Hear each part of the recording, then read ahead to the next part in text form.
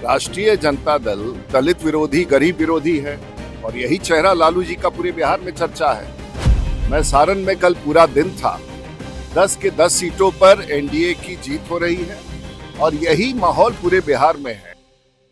नमस्कार, मैं शिव और आप देख रहे हैं आर्यन खबर। देखिए, 2025 बिहार विधानसभा चुनाव में गोपालगंज का मुद्दा, जिसमें दलित परिवार पर पिटाई का मामला सामने आ रहा है, अब उसको लेकर राजनीति गलियारों में इसकी शोर जोर होती जा रही है। आपको बता दें कि गोपालगंज में जिस तरीके से दलित परिवार पर हमला किया गया है, पिटाई की गई है, उस पिटाई को लेकर तमाम जो बिहार के राजनीतिक नेता हैं वो अपने अपने बयान जारी कर रहे हैं।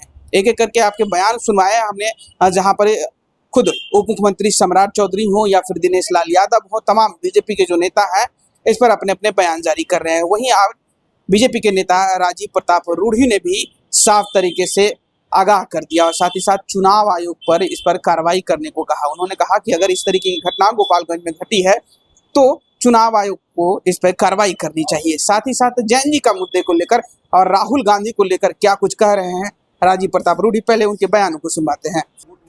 भाई, ये तो सब जाहिर है, राष्ट्रीय जनता दल दलित विरोधी, गरीब विरोधी है और यही चेहरा लालू जी का पूरे बिहार में चर्चा है और चुनाव आयोग को कार्रवाई करनी होगी अगर ऐसी घटना घटी है तो।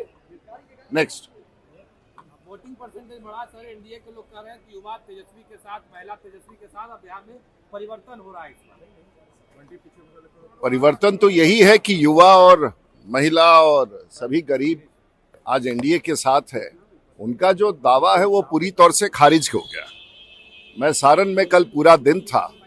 10 के 10 सीटों पर एनडीए की जीत हो रही है और यही माहौल पूरे बिहार में है, इसलिए उनके दावे का कोई मतलब नहीं है। समय निकल गया। अगला, जेनजी पर सर राहुल गांधी ने फिर सर बात कही है लगातार, वो जेनजी को लेकर वोट चोरी के लिए। उनको शायद बिहार के जेनजी के बारे में जानकारी नहीं है और उनको ये गलतफहमी है राहुल जी को कि भारत के जेनजी उनके साथ है। भारत के जेनजी नरेंद्र मोदी के साथ हैं, भारत के जेनजी नीतीश कुमार के साथ हैं, भारत के जेनजी सम्राट चौधरी के साथ है और भारत के जेनजी राजीव प्रताप रूढ़ी के साथ है। इसलिए मुझे लगता है राहुल जी को बहुत गलतफहमी हो गई। नेक्स्ट, मुकेश सहनी ने सर कहा है कि 2-4 दिन के लिए आप लोग सवाल जो पूछते हैं तो विपक्ष का हम लोग क्वेश्चन आंसर सेशन में नहीं खड़े होते हैं। किसने क्या कहा उसी से पूछ लीजिए। हमारा ये है कि आज लोगों को भरोसा है, विश्वास है नरेंद्र मोदी पर, लोगों को भरोसा है और विश्वास है नीतीश कुमार पर, लोगों को भरोसा है हमारे जैसे छोटे नेता राजीव प्रताप रूढ़ी पर। बिहार का जो चुनाव है केंद्रित है एक अच्छे इंसान, एक अच्छी सरकार, एक भरोसेमंद सरकार, और वोटिंग वहां हो रहा है। बाकी लोगों की राजनीति सीमित है और सिमट चुकी है और बिहार में एनडीए को छोड़ करके कोई राजनीति नहीं है, कोई मतदान नहीं है। बहुत बहुत धन्यवाद।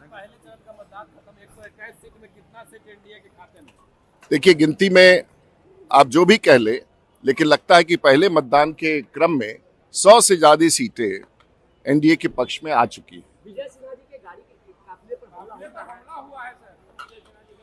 सबको सावधान रहना चाहिए चुनाव के समय और चुनाव आयोग को सबकी सुरक्षा बरकरार रखनी चाहिए।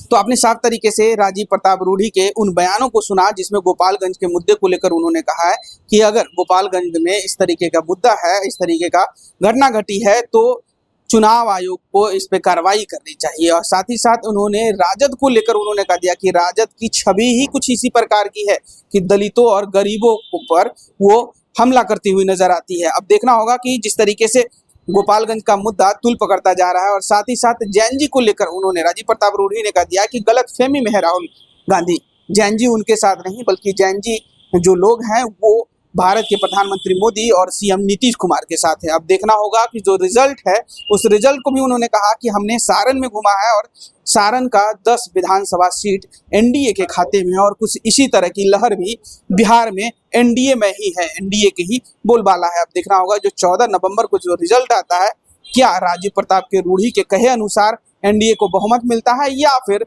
कुछ बदला बदला रूप देखने को मिलता है। बहरहाल इस खबर में इतना ही। इस वीडियो को प्रतिक्रिया आप हमें कमेंट में जरूर बताइएगा और ऐसी तमाम खबरों से जुड़े रहने के लिए देखते रहे आर्यन खबर। फिलहाल के लिए बहुत बहुत शुक्रिया। नमस्कार।